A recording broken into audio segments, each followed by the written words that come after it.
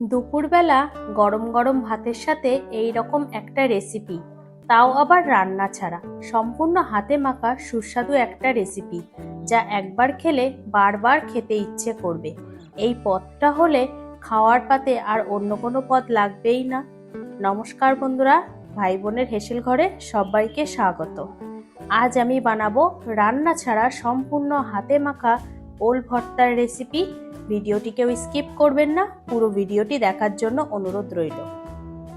হাতে মাখা ওল ভর্তার এই রেসিপিটার জন্য এখানে আমি নিয়েছি 200 গ্রাম ওল।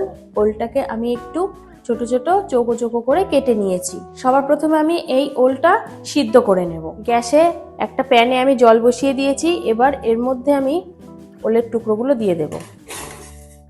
এবার এর মধ্যে দিয়ে দেব সামান্য একটু লবণ, যাতে ওলটা তাড়াতাড়ি সিদ্ধ হয়ে যায়। ভালোভাবে লবণটা মিশিয়ে নেব। এবার 5 থেকে 7 মিনিট আমি এইভাবে ওলটাকে সিদ্ধ করে নেব। 5 থেকে 7 মিনিট আমি ওলটা ফুটিয়ে নিয়েছি। একবার দেখব সিদ্ধ হয়েছে কি। একটা ছুরির সাহায্যে এইভাবে দেখলাম এটা সিদ্ধ হয়ে গেছে। এবার আমি এটা জল থেকে তুলে নেব।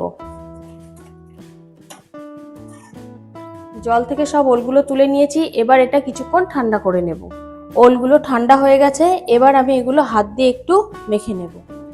খুব বেশি সিদ্ধ করবেন না, বেশি সিদ্ধ করলে কিন্তু ওলের ভেতরে জল ঢুকে যেতে পারে, সেক্ষেত্রে একটু নরম হয়ে যেতে পারে ভর্তাটা। এবার আমি এর মধ্যে দিয়ে দেব পরিমাণ মতো লবণ, 1 চামচ কাসুন্দি, 1 চামচ কাঁচা লঙ্কা কুচি, হাফ চামচ সর্ষের তেল, আর একটা পাতি লেবুর 4 টুকরোর 1 টুকরো আমি এখানে রস দিয়ে দেব।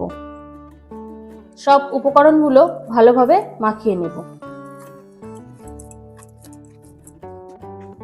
সব উপকরণগুলো ভালোভাবে মাখিয়ে নিয়েছি। এবার আর একটা প্লেটে নিয়ে নিলাম, আর একটু সর্ষের তেল দিয়ে দেব। রেডি হয়ে গেছে আজকের রেসিপি হাতে মাখা ওল ভর্তা। এটা এখন গরম গরম ভাতের সাথে খেতে কিন্তু দুর্দান্ত লাগবে। আপনারাও বাড়িতে এইভাবে অবশ্যই ট্রাই করবেন এবং কেমন হলো কমেন্ট করে জানাতে ভুলবেন না কিন্তু। আর আজকের ভিডিওটি কেমন লাগলো সেটিও কিন্তু কমেন্ট করে জানাবেন।